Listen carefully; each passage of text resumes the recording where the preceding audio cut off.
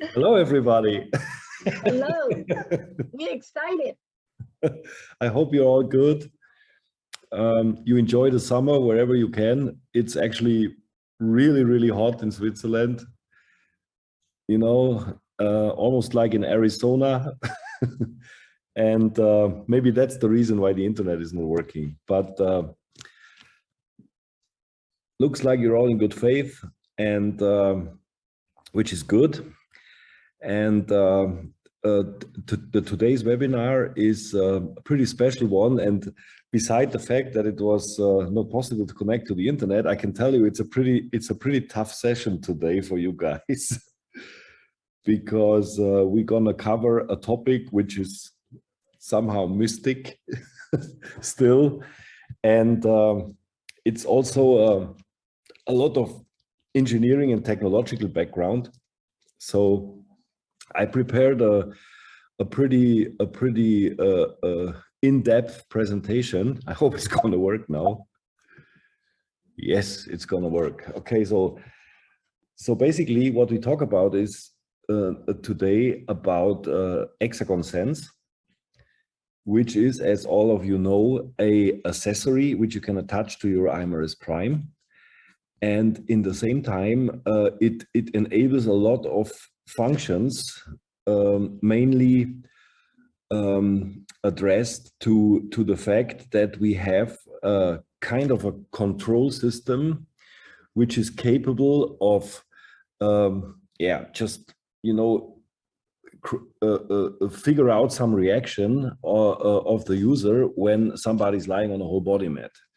And this is the whole idea is actually, we are in the 7th, 8th generation of PMF systems, but the big myth was always in the past, how can we probably figure out how the user reacts when somebody's lying on a mat, in terms of, is the protocol which we use, is this suitable or effective for the user?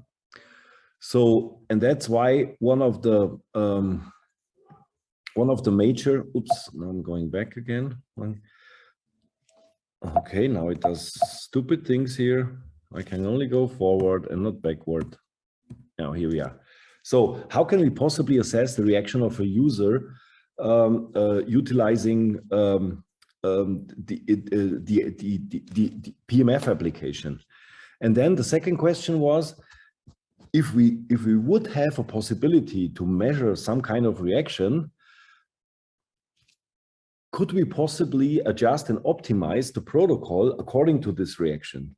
So is the system capable of changing the protocol by itself by just listening to the user and have some kind of value, which then the system gets and says, okay, you have to change some certain protocol, and then we can optimize this kind of PMF session for the respective user. And of course, the third question, over time, how can we estimate the success of the application? So is there a possibility that we can somehow measure, if somebody uses PMF over a longer period of time, if somebody can measure, if we can measure some kind of success? So do certain physiological reactions or values change when you use PMF over time?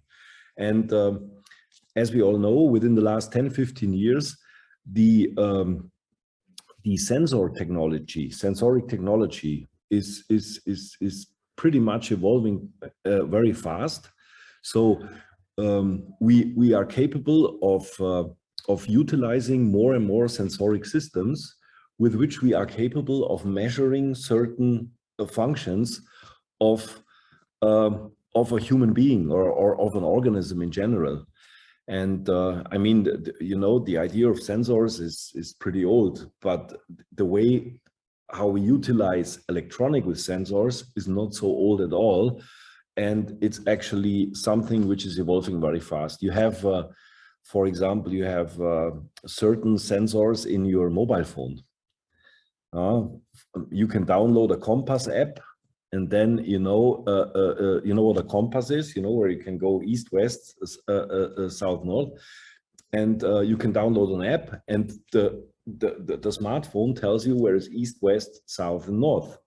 And the only reason why the smartphone is capable of doing that, because it has a magnetic sensor built in. And that's why the app, when it's programmed accordingly, it can show you those kind of values or results. And we have much more sensors. You know, we have a movement sensor, which we, for example, also use in smart watches when we count the steps. You know, so there's a little sensor built in, which does nothing else than detecting movement, and with the intelligent software, you can count steps for that. So there are more and more sensoric systems on the market, and that was this development of sensory systems. This was actually the beginning of thinking about, can we measure something out of the body in order to create a value about the reaction, and then possibly adjust the application patterns also of a PMF device. So in modern times, we call this idea biofeedback. So we get a feedback from a living organism. Bios is Latin and means life. We get a life feedback, and the proper definition of biofeedback is the process of gaining greater awareness of many physiological functions of own body by using electronic or other instruments, and with a goal of being able to manipulate the body system at will. So that's basically the philosophy behind biofeedback and what it actually does. Maybe some guys of you are using biofeedback apps, which you, for example, can use to improve your breath, to control your stress management, with the help of an app where you get some ideas from the app, what you should do now, taking 10, 15, 20, 30 breaths in order to calm down your heartbeat, etc. You know, those are things which also belong to the idea of biofeedback. You know, so you receive an external stimulus, and your body takes it, deals with it, and then shows a reaction. You know, this is how our biological systems are functioning. So one of these biofeedback parameters, and this is actually the one we have chosen to create a software with the help of a sensor, Exagon Sense, is the so-called HRV. HRV stands for heart rate variability, and the definition, it is a physiological value to evaluate and assess the user's reaction on an external stimulus. And in order to evaluate this, we are using the pulse or the heart rate. This is actually the biological parameter we need from the human being in order to calculate out of it the so-called heart rate variability, HRV. So what is HRV? And this is the first thing we really now have to go a little bit deeper, because there is so much false information about HRV, or many people don't even understand it yet, what it is. So I try to always show you some graphics, so maybe it's then easier for you to understand how we can imagine and think about this kind of value. As the name says, heart rate variability. So the word says it basically at all. It's a value which measures the variability, the variation of every heartbeat. And mathematically, you can see this little graph in the presentation. What we have to measure, I told you already, it's the pulse rate or the heart rate. Once we have this value, voila. Once we have this value, pulse rate or heart rate, we can make a graph out of it. We can record many heartbeats in a row. And once we have a graph, you know, somewhere in a software system, in a processor, we can look at this graph and measure certain things out of it. If we want to evaluate and to measure heart rate variability, we need to take a look at the distance between the consecutive heartbeats. There are variable measurements, but what we usually do is we measure from one peak to the other. Maybe you can see this here. And we do that in a timely fashion. And if we have this kind of graph available with all the heartbeats, this is, by the way, it's called the Q wave, the R wave, the S wave, the T wave.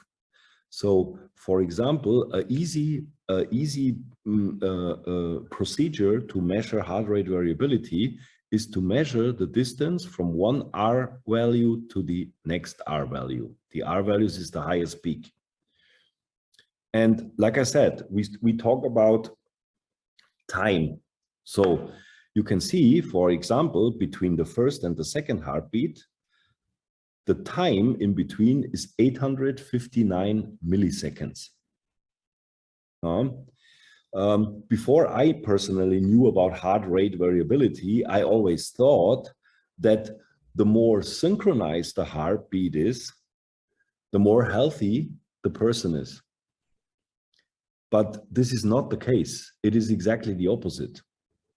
The more dynamic, the more variable the breaks between the heartbeats are, the more healthy is a person. And why? Because the better a human being can adapt to external stimulus. If you react, for example, if you have fear of something, what usually happens, your heartbeat is raising, you know, you start sweating, you start getting anxiety. This is a natural reaction of a human body in order to sharpen all your senses. You know, in order to do that, you need more oxygen. So that means you need a faster blood flow, and therefore your heartbeat is raising. That's a very normal situation. And it's controlled without our will. We can't control that. It's automatically, you know. This is our so-called autonomic nervous system, which contains of sympathetic and parasympathetic system. Sympathetic system is responsible for, we call it fight, flight, and fright. And the parasympathetic system is called for rest and digest. So if we again come back to this graph here, you know, from the first to the second, we have 859 milliseconds. From the second to the third, we have 793 milliseconds.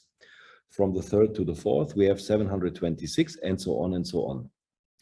So the more different the measures of the time frames in between two heartbeats, the higher is the so-called heart rate variability.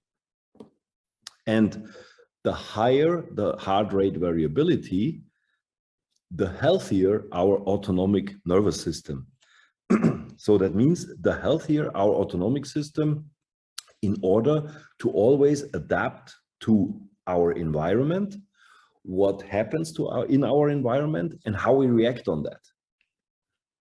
So that's very important. And you know, the next good thing about HRV is a medically recognized parameter. So that's not some kind of hoax or anecdotes. It is actually medically recognized. And therefore, also the calculation, how HRV has been calculated, is there is a medical protocol and a mathematical algorithm how to do that properly. And then, yeah, you have just a recognized value. So for you on this slide, is important to understand that heart rate variability does not mean that your heartbeat goes from 72 to 85 or 110 or 115. It means it measures the pauses between two heartbeats. This is HRV. And the more flexible the time frames of the pauses, the higher your HRV is, the better your autonomic nervous system works. If, for example, all breaks would be 859, your heart, that means you have a almost or a synchronized heartbeat with same breaks in between. That would mean that your autonomic nervous system is not reacting at all on anything anymore. So you would have no fear of something, because it will be always constant, the same numbers in between. Or you can also not be, you're just a neutral person, not reacting on anything anymore.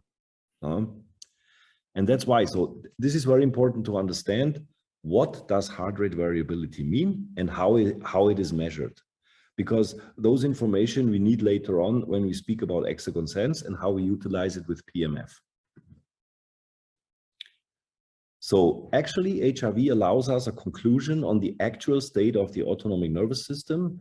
And like I said, it is a medically recognized parameter.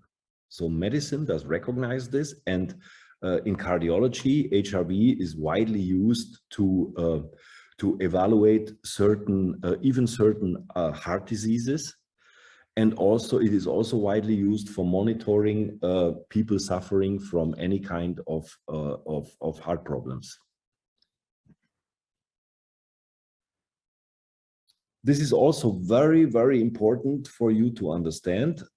Again, if we later speak about how we utilize HRV for PMF, you have to understand HRV is always a snapshot. It's only valid for the moment. And why I'm saying this, because we all don't know when somebody is utilizing a PMF application, whether this person just came from a 10-hour heavy work or just went out of bed, totally relaxed, or maybe was out for dinner, coming home, feeling tired, because your actual state of your organism is constantly changing every minute, and so is the HRV. So HRV, if you have a good HRV today, because you had a relaxed day without stress, very balanced, and tomorrow your HRV is not so good because maybe you are coming home from a 2-hour workout, which will definitely lower your HRV because your body is just flat out. You know, that doesn't mean that you suffer from a heart disease, or if you have a good HRV, it doesn't mean that nobody and nothing can harm you. HRV is a snapshot, and this is very important to understand because that also reflects on how we utilize it for PMF. Because as an example, if I come home from a 2-hour bike ride, I will show you a graph later on from me coming home after a 2-hour bike ride. My HRV is really, you know, at the bottom, like a 90-year-old person who is just lying 24 hours in bed. Then probably the body needs a different language and approach when it comes also to magnetic fields. You know, especially in terms of intensity. So when if you sing in a band for 2 hours and then after your gig you come home, you don't want to hear loud music anymore, right? Because you did it for 2 hours and now you want to really slow down, to calm down and just possibly hearing nothing anymore and just relax, being in peace. On the other hand, when you wake up and you feel not awake, maybe you need a jump start. And this jump start can also a PMF system can give you a jump start, but then you probably need a higher intensity. But what we don't know, if a user using PMF, we still don't know if we give this user a high intensity, maybe after 2 minutes, the HRV is changing again.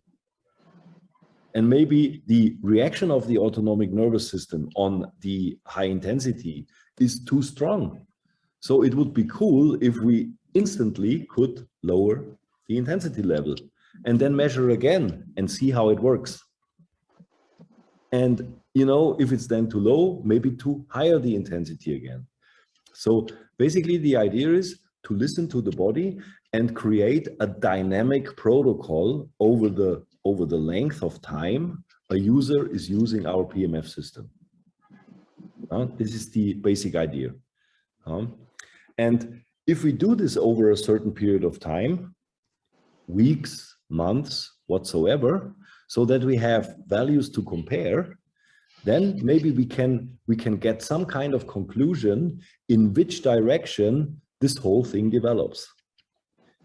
Do we over time feel better? Do we over time increase our HRV? Over time, do we see a tendency of this improvement? This is something we can only measure if we have a certain amount of values and a certain amount of time. So it's really a very cool parameter with which we can do a lot. But remember, it's always a snapshot. So when your HRV is low today and high tomorrow and low again on the next day, it doesn't automatically mean that you are super ill or super healthy, because HRV is changing always depending on of course, your state of health, but also on your environment and mostly on your activities throughout the day, because everything you do has an impact on your autonomic nervous system. And this reflects in the value of HRV. So technically, it's also maybe a more, some cool info for you. How do we measure that? It's quite simple, and we need a sensor for that. It's a very strange word. It's called a photoplethysmography sensor. But it's I translate it for you. It's just a sensor which reacts on light. It's quite simple.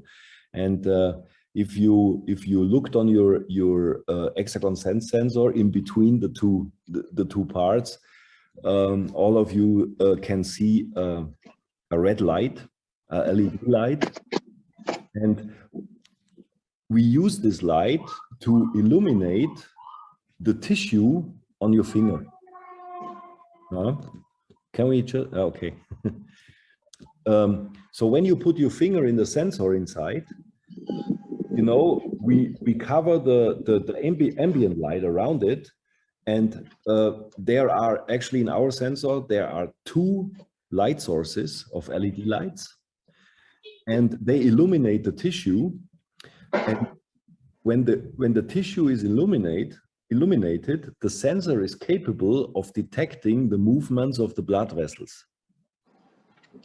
And these movements are are synchronized with your pulse rate, because when your blood vessels pump blood, they're going to open and close. And this is something the sensor can detect, and out of this detection, it can calculate your pulse rate. And your pulse rate is identical to your heart rate. And this is actually the value we need in order to calculate heart rate variability. We need the pulse rate. And we do this with the help of this photoplethysmography sensor. It's a two-way light sensor, source sensor, and two-way because we are also capable of measuring SpO2, oxygen saturation. And as you know, we also display this on the iMRS Prime when you utilize an application with Exagon Sense. But this is more or less for informational purpose. So with SpO2, we do not yet do something with this value, not yet. The problem with the sensor system is they are mostly calibrated in a 100% dark room. The problem with our users at home is we don't know in which kind of environment they use these kind of sensors. But a little hint between you and me, the less light on the sensor, the better and more accurate the measurements. Because ambient light can have a negative influence on the functionality of the sensor, and then also on the recording of clean values. The same applies to movement. If you utilize Exagon Sense and you move a lot because you play with your mobile phone while you're on a PMF application, which is not good, by the way, but many people do that, then you will probably not get the best recorded values, and then it's tough for the software in the background to calculate really good values in order to give you a good picture of your HRV. Yeah, we have the sensor connected to the control unit. I'm not sure who is. There is some noise in the background. If you can mute your microphone. There's unfortunately some police in the background. Maybe everybody can mute the microphone, then it's easier for me. I have the same problem with the sensor. Okay, now it's better. So the sensor is connected to the control unit, and the control unit has a microprocessor and is capable of recording all these information. And then there's a software calculating the heart rate variability. So what Exagon Sense control system does when you utilize it, now it starts raining. Wait, I think we got a thunderstorm here. I have to close it quickly. When Exagon Sense is connected to your iMRS Prime, it does the following thing. It detects the signal. I told you already how this works with the two LED lights. It records it, and then the software analyzes it. And the next thing what iMRS Prime does, the result out of it is connected to an algorithm which our engineering team programmed in order to give the system an information based on this HRV and based on the basic setting you started with the protocol, let's say intensity 100 and 16 minutes. After a certain amount of recorded values, it's about 60 to 70 what we need, we are capable of calculating the HRV. And if the HRV is changing during the application, the algorithm sends a message to the software and says, we have a value, and then we have another value, and this other value compares to the other value in terms of it's getting worse or it's getting better. And then the system automatically adjusts the intensity. So our idea is, we believe that if the HRV of a user during a PMF application is getting worse, our philosophy is the intensity level might be too high. The stimulus is too strong. And then the system automatically lowers the intensity. And then it measures again. And after another 60 to 70 heartbeats, we take a look again at this HRV value and see whether it improves or whether it even gets worse. And depending on what the result is, the intensity will be automatically again increased or decreased, depending always on the HRV result out of this 60 to 70 heartbeats. So this is basically what the entire Exagon Sense control system does technically, and what you need: equipment, the sensor, the software, and the programmed algorithm in the background in order to control this. By the way, we are using an algorithm which is based on a histogram, and I want to show you this as well. What is a histogram? So that you get a little bit of an idea how HRV is also scientifically calculated. So, definition again, a histogram is an approximate representation of the distribution of numerical data. It is widely used in a lot of applications in mathematics and in physics. What we actually, or how we utilize it, and this is exactly what the software does in the background in the iMRS Prime. I told you this already. We are measuring the difference between one to the other heartbeat, and we call them IBIs. You will find that information more and more on the internet. For example, if you have an Apple Watch or something like that, they also talk about IBIs when they measure HRV. And those are the so-called interbeat intervals. So they are the time intervals between two heartbeats. Those are the IBIs. You know, and what an histogram shows is the flexibility between the heartbeats. For example, if you would have here in the middle, if you would have between every heartbeat, if you would have the same pause, the same value, the histogram would be only one column. It would be very high, but not very wide. But for example, if you have, let's say, the first break is 750 milliseconds, the second break is 850, the third break is 760. That means you create more columns on the left side and on the right side of this first value, and the histogram becomes wider. The wider the histogram, the more flexible the HRV. The more flexible the HRV, the better your reaction of your autonomic nervous system on external stimulus. And this is actually what we record in the background. And why we do this? Because it's so important, because we need to decide how many columns should the histogram show until we tell the system to change the intensity, right? Because we have to have a representative control system, so it does always the same, no matter which user is lying on it.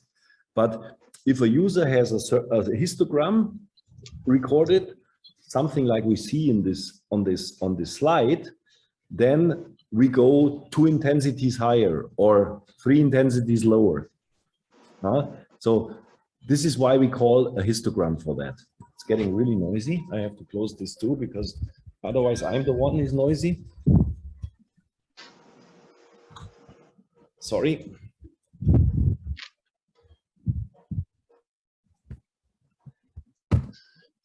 So that's the histogram. There are more possibilities. If you, I'm sure you will do this after that. If you start some research about HRV, you will probably end up with 4 or 5 different physical and mathematical possibilities how to calculate HRV. No matter which one you use, all of them are calibrated and are also medically recognized. But we use a histogram. And like I said, this is how it technically works in the background. I told that already. The more wide the histogram is, the better the HRV. The more narrow, the worse the HRV. More flexibility is good, less flexibility is not so good.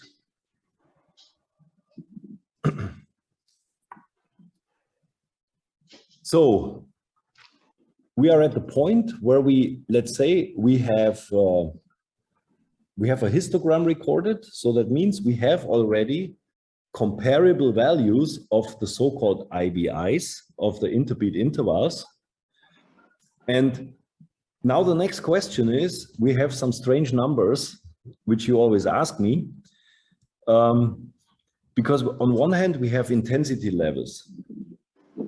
How can we adjust the intensity in the iMRS prime? This starts from sensitive and goes up to 400. If you count the steps, the intensity steps from sensitive to 400, you will end up with 7 steps. From sensitive to 10 is 1. From 10 to 25 is 2. From 25 to 50 is 3. To 100 is 4. To 150 is 5. To 200 is 6. To 400 is 7. Right? So, and coming back to the idea, what we want to do with Exagon Sense, we want to make sure that, first of all, that we calculate the HRV based on a histogram. And on the other hand, we also want to make sure that we possibly could utilize the entire intensity range of the iMRS prime when a user is utilizing a PMF application. So that means theoretically you could start with sensitive, an application with a very, very, very bad HRV. And then theoretically you could improve over 16 or 24 minutes, depending on how long you select the duration, to the best HRV ever, right? And that also means that the system must be capable of utilizing the intensity range from sensitive until 400, all the 7 steps. Because theoretically, you could have a user who starts with sensitive and a very, very low HRV and ends up with 400 intensity with a very, very powerful HRV and a good HRV. So therefore, you have another value on... Therefore, you have another value on your screen when you utilize Exagon Sense. And this is the so-called HRVC. Maybe you saw that. It's on the right side above the graph. And it says HRVC and is followed by a number. And this number is changing during an application from 1 to 7. And this 1 to 7, we call it the heart rate variability coefficient, HRVC, is the result of the calculation of the histogram. So we defined a histogram in 7 steps. Why 7 steps? Because we have 7 steps of intensities. So if we now divide the HRV coefficient in 7 steps, we can utilize all the 7 steps of the intensity range of an iMRS prime.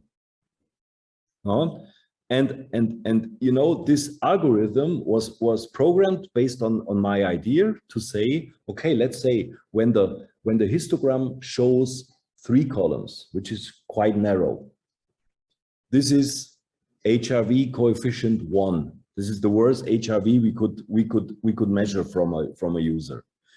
If the histogram widens to 5 columns, it will be HRVC 2, and so on and so on, until the histogram becomes so wide, which represents a person with a very, very powerful and good HRV, will end up in a heart rate variability coefficient of 7, right?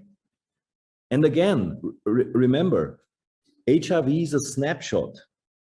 I mean, I saw PMF applications of users they were changing HRV, you know, from 1 to 7 during an application. And also the opposite. You know, it always depends on you, on the user, you know.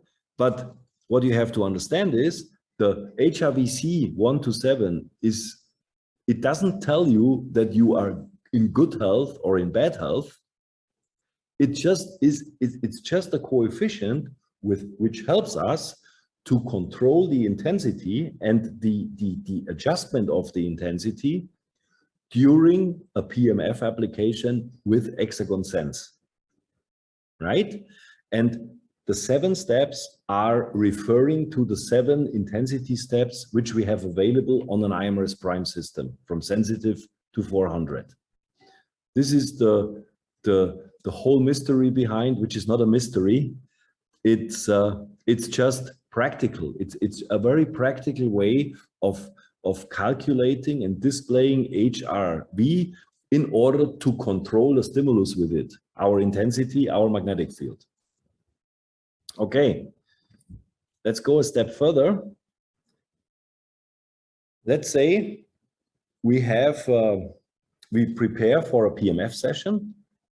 By the way, Exagon Sense works either with the manual mode or the hybrid mode. So when you have a FIR mat attached to the iMRS Prime, you can also utilize Exagon Sense.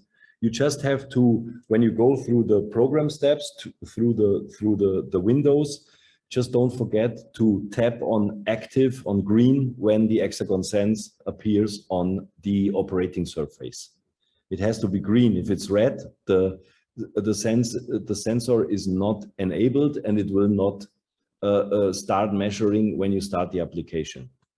So you set your initial parameters. Let's say Wolf's Law, 25 with the whole body mat in the morning with 16 minutes, and then you lie on it. You have your Exagon Sense enabled, and then you start the application. And now we will take a very, very close look what happens now with Exagon Sense. You know, maybe I repeat myself, but I really want you to get it, what really happens. So let's go through the steps.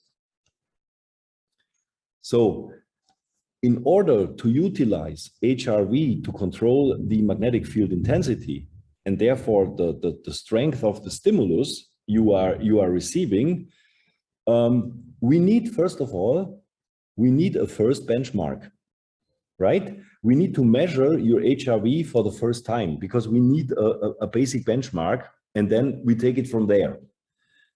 So when you start the application and your sensor is attached to your finger, by the way, always with the cable up and not down. The cable should be up, okay? Because it works also the opposite way, but it works much better when the cable is up, because the stronger LED source is on the top, so it will create a better illumination of your blood vessels. So cable up, okay? So now, once the pulse rate is detected by the sensor, which sometimes takes a couple seconds, and it is always depending on if you have a lot of ambient light around you, if you move a lot at the beginning of the application, maybe you're not feeling comfortable, so you start moving. This all has an effect on the capability of the sensor to detect the signal. The more calm you are, the more darker the room, the faster the sensor will take the signal and start measuring. And now we need about 60 consecutive clean heartbeats in order to calculate the first benchmark, the first heart rate variability coefficient. So this usually doesn't necessarily appear after 60 seconds. It can take up to 90 or sometimes even 120 seconds, just depending on, we need 60 consecutive and clean heartbeats.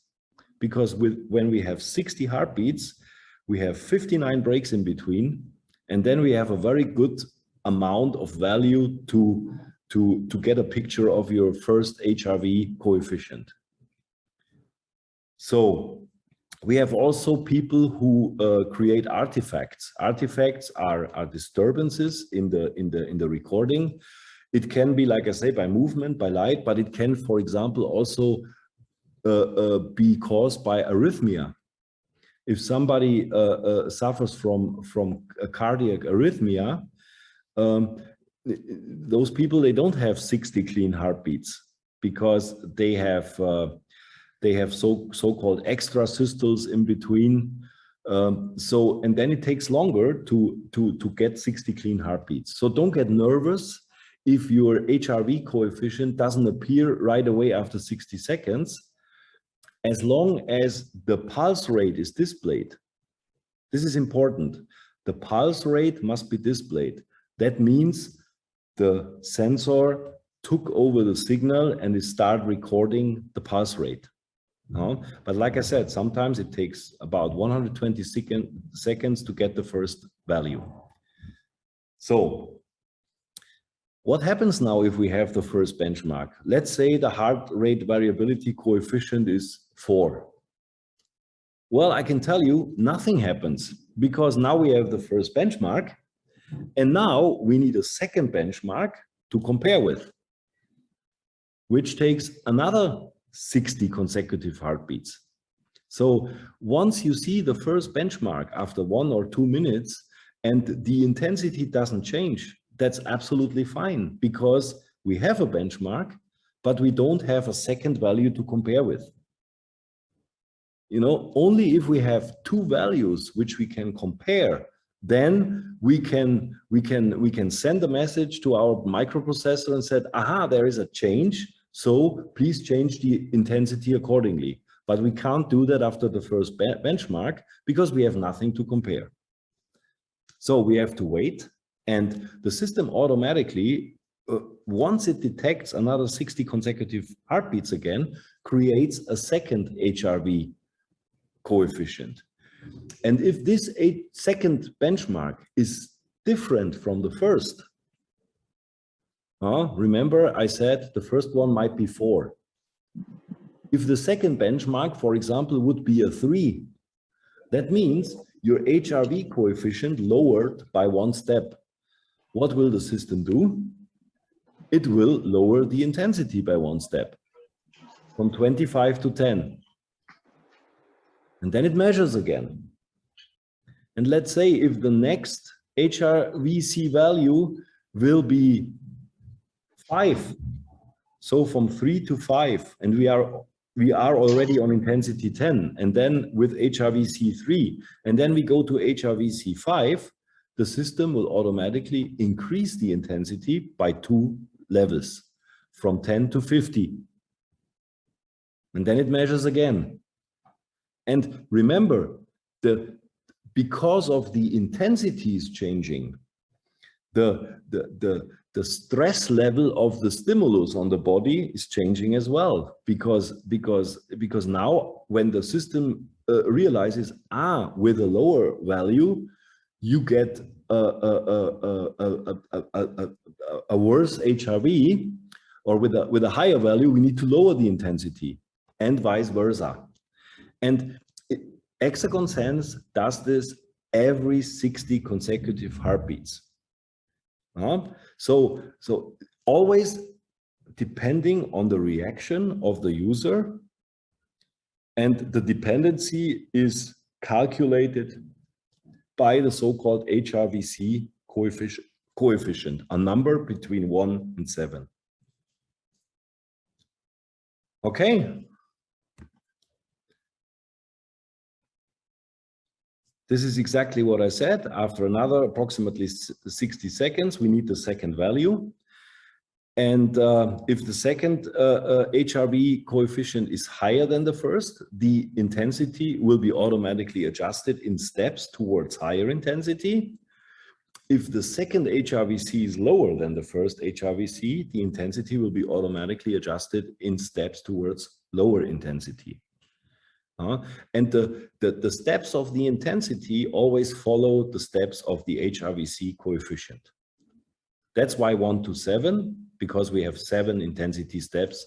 So we want to use the maximum of the intensity steps with HRVC, with every user utilizing it. This is how it actually works.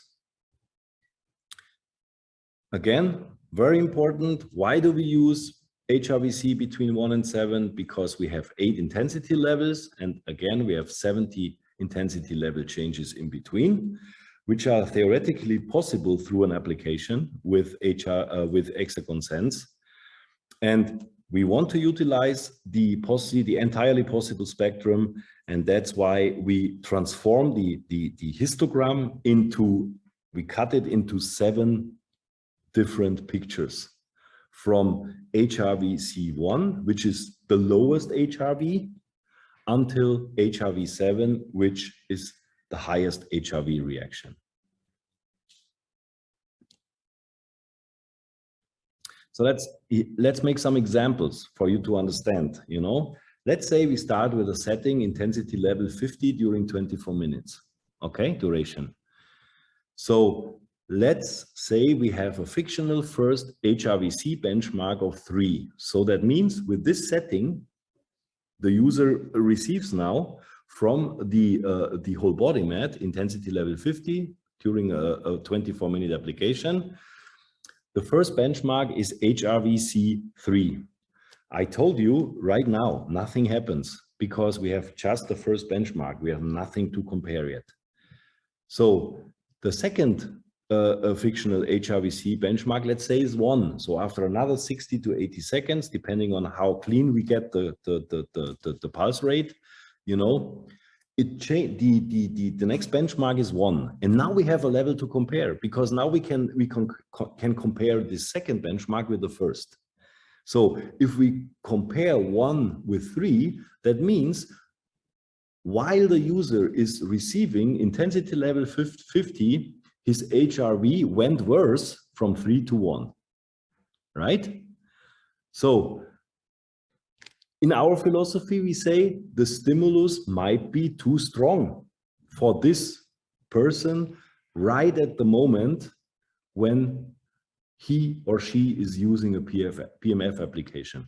So Exagon Sense is very intelligent and says, aha, now the HRV is lower by 2 numbers from 3 to 1. So we're gonna decrease the intensity level by 2 steps. In our example here, from 50 to 10. And then in the background, it's still measuring constantly measuring your pulse rate and constantly calculating the HRV. After another 60 consecutive pulse rates, we get another HRVC, which is in our case now benchmark 4. So by decreasing the level, our HRV is getting better from benchmark 1 to benchmark 4. And now we say, well, let's try it again with a higher stimulus, because the user is slowly adapting to it. It's showing some variety. So we will follow the difference between the second and the third benchmark, which is 3 steps, and increase the intensity level of the applied magnetic field by 3 steps. In our case, from 10 to 100. 10 to 25 is 1, 25 to 50 is 2, 50 to 100 is 3. And exactly this process remains consecutively until the end of the session. So this is how this whole thing works. When you see all this number, when you see this HRVC with the ball around it moving, you know, it's calculating and it's showing you different numbers. This is exactly the background of it, how it works and how we control this whole thing. So here we have a graph, you know. This was actually me coming from a 2-hour and 10 minutes bike ride. I did about 1,100 altitude meter. And I rested only maybe 2 minutes, and then I went on. So you can see the pulse rate is still very high. It was 105. I had a average pulse rate on this bike ride of about 142. It was pretty tough because I did so many altitude meters, and I was pretty much flat out when I came home. And interestingly, you can see that if you look at the graph, I started here, and now I can even see with which intensity I started, because the first level here, which you can see, it's these bars, these horizontal bars here. The first level is sensitive. The second is 10. The third is 25. The fourth is 50.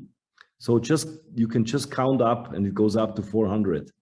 You know, so actually I started with the intensity of sensitive 10, 20, with the intensity of 50. Yeah. So, and here you can see the minutes. I did the 16 minutes application, and here you can see 4, 8, 12, and there will be, at the end will be 16.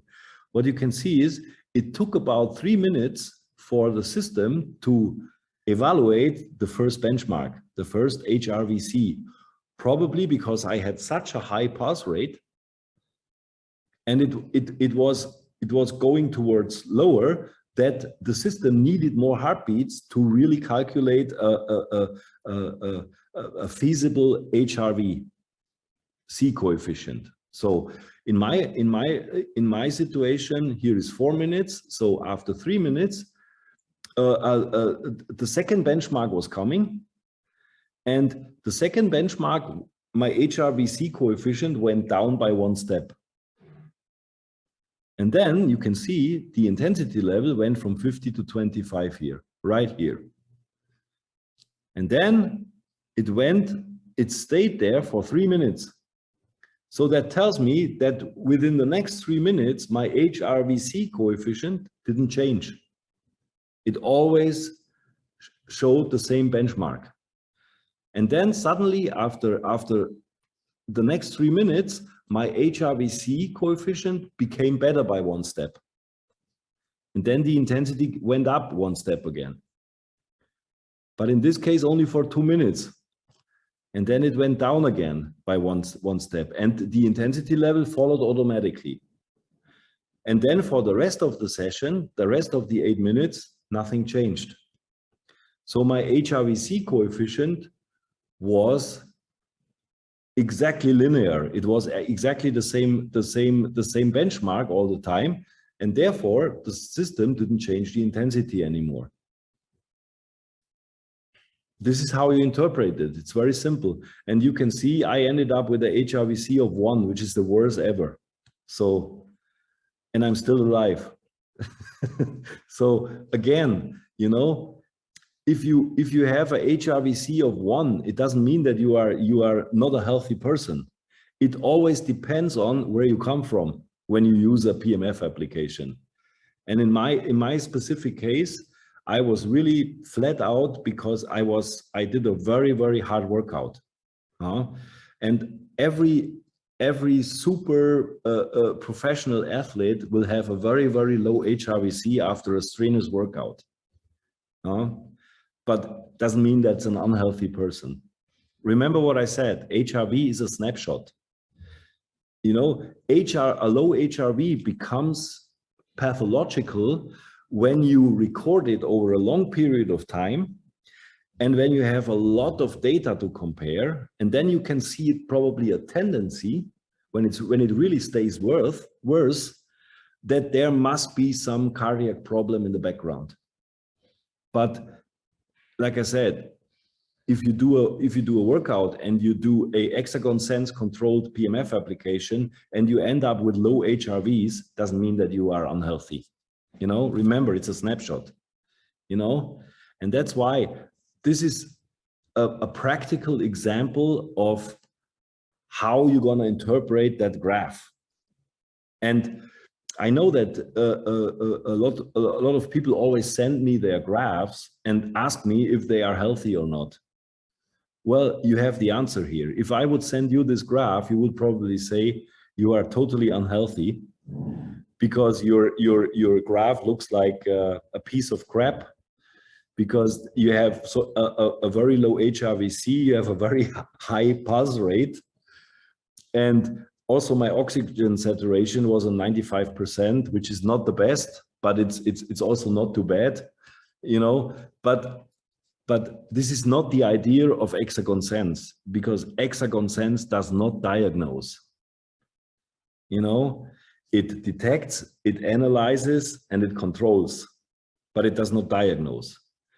So you cannot diagnose out of that whether a person is healthy or not. This is simply the entire HRV control by Exagon Sense is designed to make an application more designed for the particular user and to make it more efficient.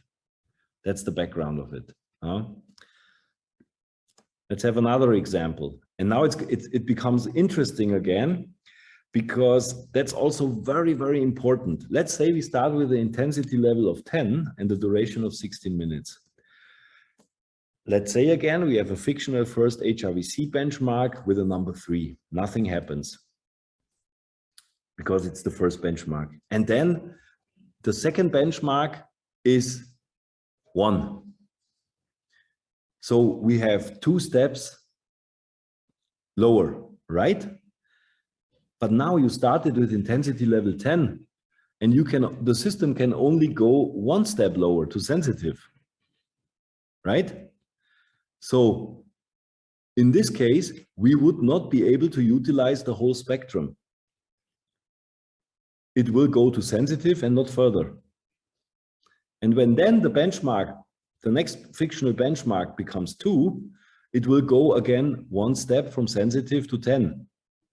Because it compares the first benchmark 1 with the second is a 2, it's 1 step.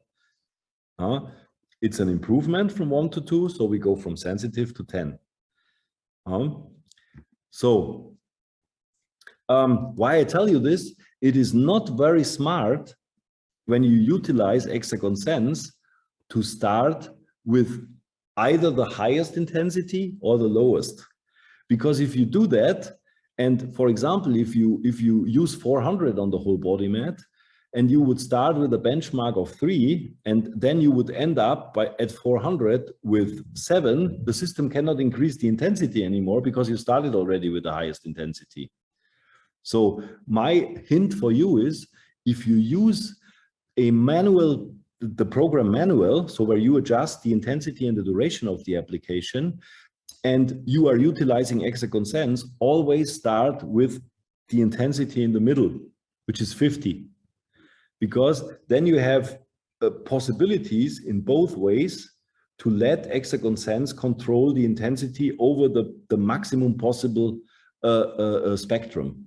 And if you start too high or too low, you will limit the intensity decrease or increase according to the HRVC coefficient. So just remember, when you start a manual operation with the iMRS Prime, with PMF or with hybrid, and you use Exagon Sense, then please set the systems at a medium range intensity so that it can control the intensity in both ways.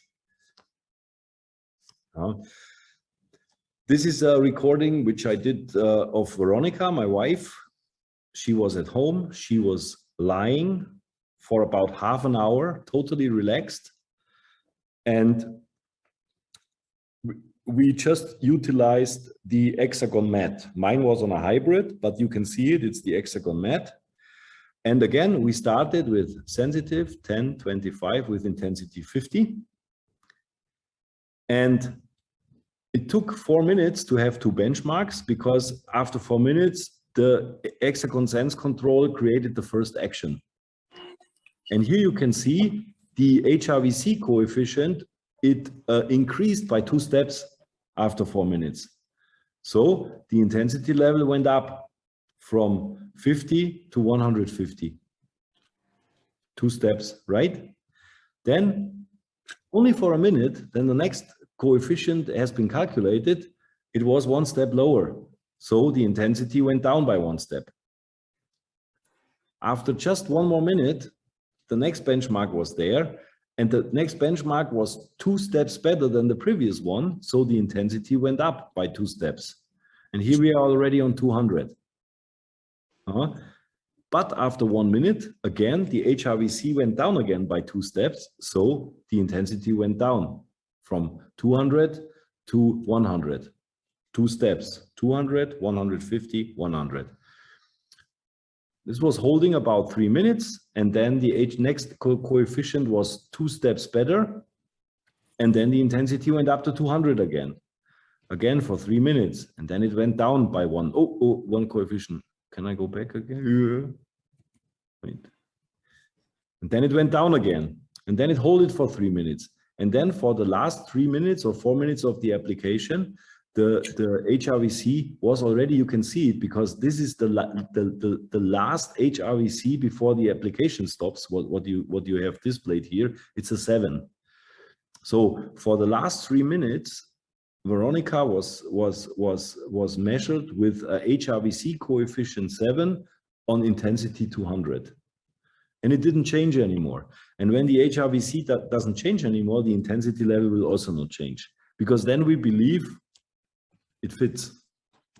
In this case, if right after this application, she would maybe do a workout for 15 minutes, would go back and do another PMF application, the picture would be totally different. And that's why it's not for diagnosis, it's a snapshot. And it's to control the best possible intensity level during an application. I think I repeated it now 10 times, it should be clear. This is what it is, and this is what it not is. Yeah, and so we can actually, yeah, this was this one. And this example, just for clarification, when you start your intensity level too high, then you probably don't allow Exagon Sense to do its proper job, because you limit yourself towards the higher intensity whenever the HRVC benchmark increases tremendously. And that's just showed by this example, but I mentioned it before already. So I think this might be really clear now for you in order to understand that. I'm going back here, okay. So this was that, and it goes to the next. So again, for repetition, whenever Exagon Sense is enabled with an application, select a medium intensity. Level 50 would be the best, because then we utilize to allow Exagon Sense to go in both directions with the maximum possibility towards high and towards low intensity. And also, don't forget, Exagon Sense is only enabled with program manual or hybrid, because with all the other programs, it just makes no sense. Because the FastStart programs, they are based on a fixed pre-programmed pattern, and it should not be interfered. And the iGuide is also makes no sense, because with iGuide you have the database based on user feedback, and we don't want to intervene these fixed protocols with a dynamic change of settings, and that's why Exagon Sense works only with manual or hybrid. So if you want to play around it and utilize it to the full spectrum, you need to do it with program manual. And the protocol is simple: go on 50 and you just decide which duration.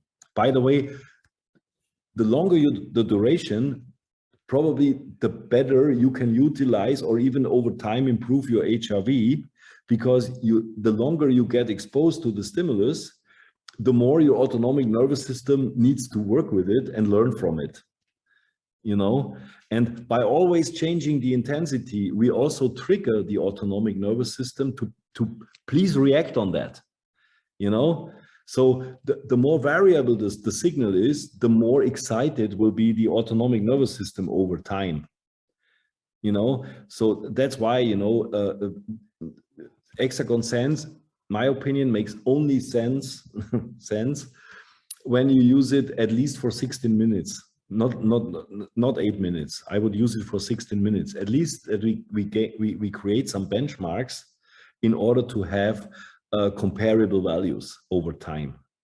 But like I said, put it on manual, start with intensity level 50 and 16 or 24 minutes, and let Exagon Sense do the job. It will be fine. So that's how we're gonna approach that. So I mentioned at the beginning that over time, you know, if we have certain amount of recordings over a longer period of time, we could probably utilize HRV also for diagnosis. But therefore, for this particular approach, we have a special idea in the background. Every owner of an iMRS Prime may know about the menu record management. When you go on settings, you will find record management. And when you tap on record management, you will not only see all the application files, which you did. It will, by the way, record 365 days, every single application. And in this list, you will in between find records. They look like this. And whenever the word HRV is displayed in the record management in a data file, then this is how you recognize this is a file where you use Exagon Sense. All the regular application files, they will not contain of this word HRV. Only the ones you utilized with Exagon Sense.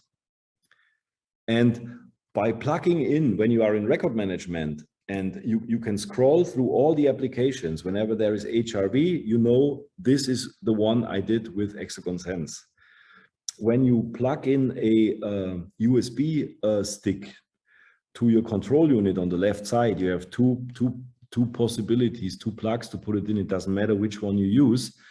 And you are in the menu record management, a second window will pop up. And then you can simply download these files from the internal storage of the iMRS Prime to your USB stick. And those data are what we call raw data recording. So those are the raw data of your pulse or heart rates. And they are recorded, so they can be utilized with external software for further evaluation or diagnosis. And our system, the iMRS Prime, is designed to work with a very, very specific software, which is called Cubios. Why did we use Cubios or choose Cubios as the software we refer? Because Cubios is a software development which comes from Finland and is the #1 HRV evaluation software in the world, which is also used for 80% of all clinical studies with HRV. So Cubios is a medically certified HRV software and is pretty much capable of reading a lot out of this raw data we record with Exagon Sense. And what's also cool about Cubios is they have two versions. They have a standard version and a professional version. With the standard version, you can already read out and see some graphs. And obviously, with the professional version, this is more for the medical professionals. They can even dig deeper when they take a look at your raw pulse rate or heart rate data. But even you can do that. And that's why I said, you know, we don't use Exagon Sense for diagnosing, but if you want to utilize your personal or pulse rate data for further medical examination and diagnosis, you can do that because we record that in the iMRS Prime. You can download it, and you could probably upload yourself with Cubios. By the way, the standard version of Cubios is free of charge. You don't have to pay for that. So you can download it directly from kubios.com, and it works also, it works for iOS computers, so for Apple, as well as for Windows-based computers. They have both versions. And but I warn you, because that's why I displayed it here. HRV evaluation requires really a vast knowledge to interpret correctly, and it is a serious medical parameter. And even myself, I cannot educate on HRV because my knowledge is by far not safe enough to be able to teach you guys what you can do with HRV. And meanwhile, HRV is pretty present in the internet.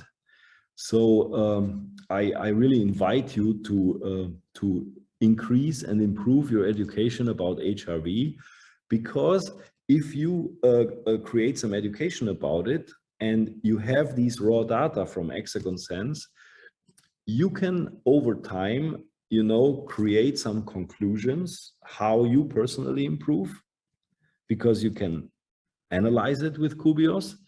And on the other hand, we can also, the second idea is that we did this for the medical professionals so that they can utilize it for whenever they use PMF for their patients, and start to analyze over time how the patients react on PMF, what kind of improvements in HRV and other things they can read out of a software like Kubios does. And by the way, HRV is also widely used meanwhile in therapeutic applications, and especially in stress management. And obviously, it's also a very important parameter for professional sports in the meantime, But like I said, this kind of providing raw data and then evaluating and analyze it and diagnose it with external software, this is not part of Swiss Bionic. This is more or less an additional service which we provide by giving you the raw data, and then utilize it with the world which is outside Swiss Bionic. We use HRV only for Exagon Sense, for controlling the reaction and adjusting the intensity. So that's very important for you to know. So, in layman terms, Exagon Sense, the basic idea is it's nothing else than a built-in autopilot to speed up and optimize the therapeutic success of a PMF application, because we listen to somebody who is on the system, and we are able to react with the applied pattern on the particular reaction, on the individual reaction. And this is a pretty cool and neat feature, which is, by the way, only with iMRS Prime. There is no other system in the world right now who is capable of doing that. So that's also very important to know for you. It's a USP, which is very unique, And now you probably understand a little bit why it's so unique, because there is a lot of engineering in the background. There is a lot of medicine in the background. There is a lot of validated data in the background. And there is a lot of knowledge in the background how to combine all this in order to make it what it is, an autopilot, which is more or less the only autopilot in a PMF system which exists nowadays. So that's like I said, that's pretty interesting to know. And yeah, it's a very sophisticated control system with a lot of little things in between.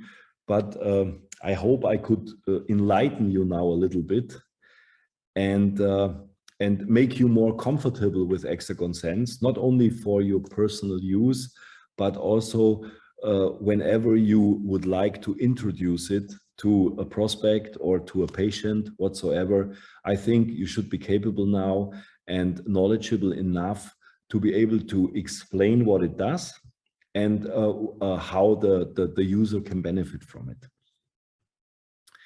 So yeah, that was my my idea today, what I wanted to share with you, I think it was long overdue because we got so many questions. And I again apologize for my late appearance. Usually I'm German. I hate to be late, you know, but I was really stressed because I couldn't connect to the internet. And I'm pretty happy that you stayed with me in my absence. And now what we can do still, we have some, if you have some question, you can, you can just write it in the chat. Just don't talk because it's gonna be I cannot follow anymore. But yeah, but this is very important. You should know about that. So let's see, can a client give this information to their doctor for review? Yes, absolutely. So like I said, if you have the raw data and the doctor is capable of reading this data, you can give it to them for review. Absolutely. You know, it's clean data. Absolutely. 60 minutes at level 50. No, I said 16 minutes at level 50. So the basic protocol. I just mentioned not less than 16 minutes so that we can create some benchmarks in order to get a little bit of a better picture of the HRV. Will the programs ever have the FIR included? Yes, we are working on that. I just don't have enough empirical data yet, for example, to update the iGuide, because nobody ever did a combined FIR electromagnetic PMF application with a medical device. So we need to collect some more data in order to be able to create a duplicable protocol. So that will take a little bit more time, but obviously it's of course the idea to implement that. Will the FIR be integrated into the fast start programs? Yes, this is the same story. You know, we know very well which kind of pre-programmed patterns work for regeneration, activation, sleep, and so on, all these fast start, but we don't know that from FIR yet. So we need a little bit more time in order to have some kind of data, which temperatures work best, at which temperature levels it will start to kick in. And in the same time, you know how it is, the FIR heats pretty good. So some people don't like it when it's too hot. They try to lower it, but we are working on that. What's the possibility of having the brain entrainment collars easily adjusted on the prime like they are on the Omnium? Well, that works the same way. You know, a little hint for you, if you imagine the operating surface of your Exagon brain on the iMRS prime in front of you, then you have these RGB colors which you can adjust, and on the right side you have the color bar of the final color. And now a hint from my side, if you tap on this color bar for about 2 seconds, then a window pops up with a ball where you can adjust directly the color. If you're not aware of this, you should try it. And then you can adjust it very easily, the same way like with the Omnium One. So try it, please, if you never tried it. It's the color bar on the right side of the 3 single adjustment layers, RGB. And if you tap on this for 2 seconds, a window will pop up and you see a color ball, and you can directly tap to the color which you would like to choose for your brainwave entrainment session. Can children be connected to the Sense? Yes, believe it or not, children have heartbeats and pulse rates, so they can be detected. Yes, absolutely, no problem. It does. The Exagon Sense does nothing to your body in terms of there is a contraindication or whatsoever. You know, it's just a photoplethysmography sensor, so no problem. I have psychologist who is interested. However, he said he's concerned about people who have a negative moving energy field.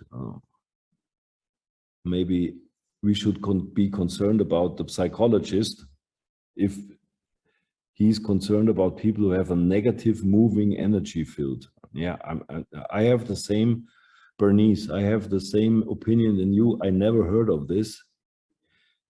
And if somebody has a negative moving energy field, maybe it's an angry person. I don't know what it is, but you know, the cool thing about PMF, you can't do something negative. You know, you can only create positive reactions, and maybe your psychologist should use it first, and then maybe he will change his mind and he will think different about negative moving energy fields, whatever it is. So here we have not HRV, but the FIR does the level mean you lower the efficiency. Yeah, no.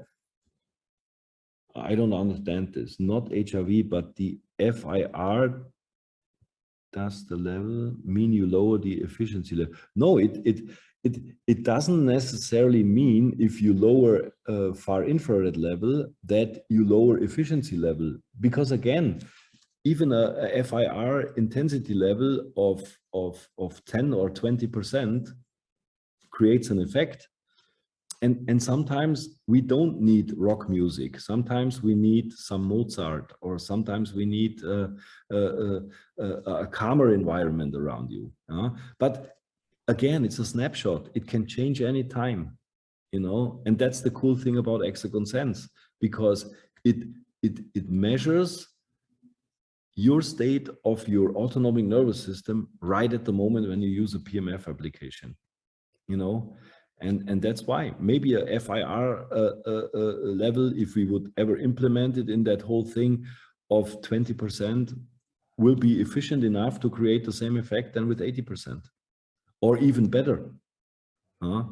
Always remember, in energy medicine, it's not about the intensity, it's always about the consistency. It's not about the intensity of the energy you apply, it's about the consistency, how many times you apply a certain amount of energy. So, yes, there are guides on the internet that show you which color works for which organ. There is also a guide in your back office about brainwave entrainment with Exagon Brain, and there is also 2 or 3 pages where we speak about the colors and what they mean, you know, so you can also find some information there. For BWE and hybrid, should we set levels at 100% for all colors and 100% brightness? That depends on the user. Some people, they are very sensitive, even with closed eyes, and they are more, they respond better on 50% brightness. Like I said, it's at the end, it doesn't matter, because visible light is electromagnetic waves. And again, it's not so crucial how intense you receive it. It's more crucial how consecutive you get it. And even red, green, blue, or any color in between with 50 or 30% intensity level will still radiate into your brain and will still create a positive effect. And sometimes even better, because if it's too bright for certain peoples, they will be stressed, and the stress has a negative impact on our autonomic nervous system, which will, and we learned that today, reflect in a worse HRV. Very simple, because HRV and autonomic nervous system are connected always, you know.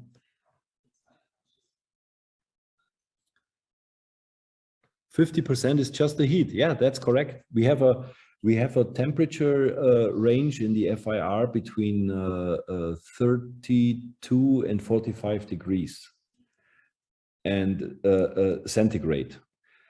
And that's measured with, there's a sensor in your FIR mat, and it's at a certain place, and the temperature is measured on that sensor. So that doesn't mean that the surface temperature is 45 degrees centigrade, which is pretty hot. It's about 120 Fahrenheit or something like that. And it's maybe convenient for people in Manitoba in December, but probably not convenient for people in Florida and California in July or in August, or the whole year, because you have always warmth there. So there is no what should we start with. You know, it has to be comfortable for you. You know, sometimes if it's colder outside, I like to have 70% on the FIR. And right now, when it's so hot, you will even feel the heat greatly with 30 or 40%. It's just not so intense. But again, important, it's electromagnetic waves, and you will get the radiation anyway. The FIR temperature is not yet changing based on the sense, only the magnetic field intensity, because we just don't have any data yet. We need to collect data first until we can do that. Now that we understand the value of varied intensities of PMF, could you please reiterate in layman terms the therapeutic benefits of PMF application? Yeah, if you give me another week, then I will probably say that. But the therapeutic PMF benefits of PMF application, I would refer you to one of our brochures, which we uploaded, PMF in a Nutshell, which is a pretty cool brochure of about 16 pages. And if you read that, you will definitely be well educated when it comes to the therapeutic benefits of PMF application. And not only that, you will also understand the mechanism behind it and why it works and how it works.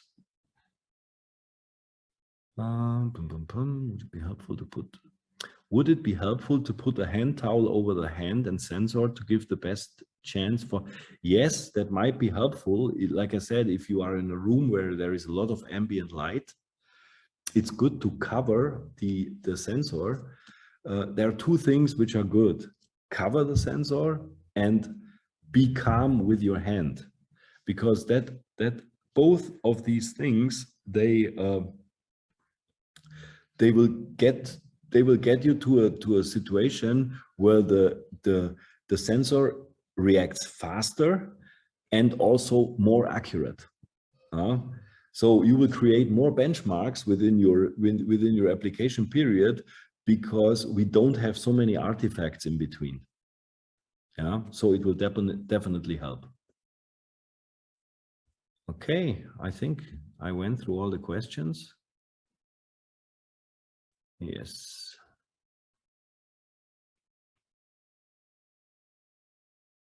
Here's one more. It's a little bit further up. What is the advice to a client who registers at a level 1 or 2 consistently for weeks, months? So what I think that's Helen. Helen, what Helen means is that if you have a user who is using Exagon Sense and always create the low HRV benchmarks, this can mean a lot.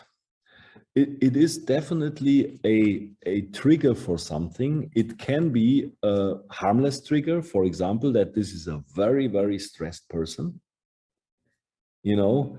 And if you have very, very stressed people, you usually have low HRVs because the autonomic nervous system is not controlling itself anymore, you know. And then obviously the heart rate variability becomes really very narrow, you know.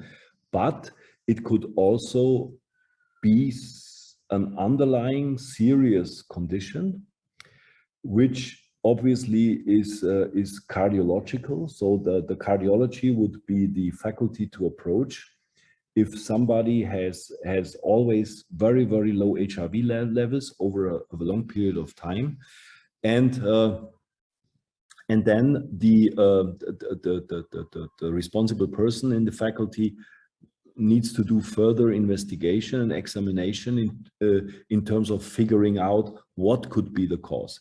You know, it could be arrhythmia, it could be something more serious related to cardiac problems.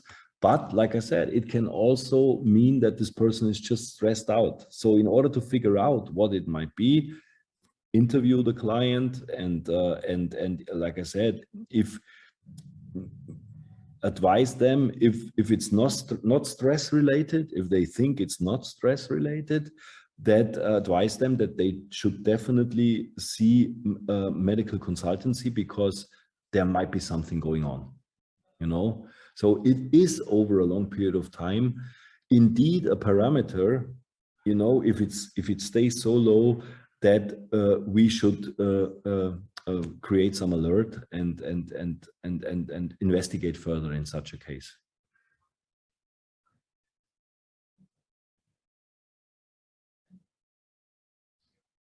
I'm curious. So should we keep using the PMF until we reach level 6 or 7 in one session?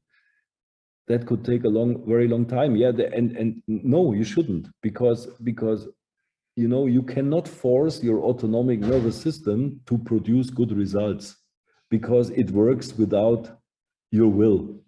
So the only thing to improve HRV is to eat good, to live healthy, to move, to not stress you out, you know, to drink properly, to eat properly, and so on and so on. This is the only way how you can create higher HRVC levels, you know, of course, in conjunction with PMF, because it helps you to utilize your food better and stuff like that. You know, it helps to increase your blood circulation and so on and so on. There are so many things, so many benefits you have. But the only way to reach a high level of HRV is to become more healthy and more balanced than when, comparing to being on level 1 or 2 all the time. But you cannot force the iMRS prime to give you a better HRVC. Only the response of your body can do that.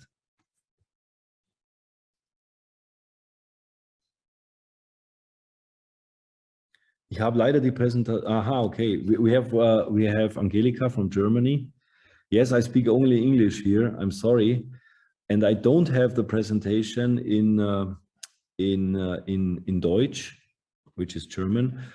But if Angelika is still on, she should send me a email to inquiry@swissbionic.com, and then maybe we do a consultation in German, and I will help Angelika to also reveal the mystery about Exagon Sense. Okie dokie, I think we went through everything. Is there anyone who travels? Thank you. Yeah, I think we did it. So I hope you enjoyed that session. It was great fun for me, because sometimes it's also cool to talk about this scientific stuff, you know, all that. And obviously I invented Exagon Sense, especially the algorithms and the parameters. So yeah, I enjoyed it very much. Again, sorry. Next time I will maybe use a backup for internet. I don't know how to do that, because it's not so healthy, right? But I will find a solution anyway. So it's Saturday morning at 2 o'clock. This was actually the longest webinar I ever did, but I think it was necessary, because it's very, very, very important information, and it's not so easy to digest information. And I thank you for your patience and for your interest. And I have nothing else to do than to wish you a just wonderful weekend. I hope you're going to have some good plans. Enjoy it. And by the way, we will the August newsletter. We're going to release the app now. It is now accepted by Google Play and by Apple. So there's an app coming. And we will inform you about that with the upcoming August newsletter. And I will also do a webinar in regards to this app and what we're going to do, the new digital sales platform, which we create right now. I will do this after the summer vacation. So probably with the next webinar in end of August, beginning of September. But I will notify you all with a newsletter. And like I said, now I wish you a great weekend. Thanks for being with me, and stay healthy and pulse on. Okay, thank you very much. Take care. Bye-bye.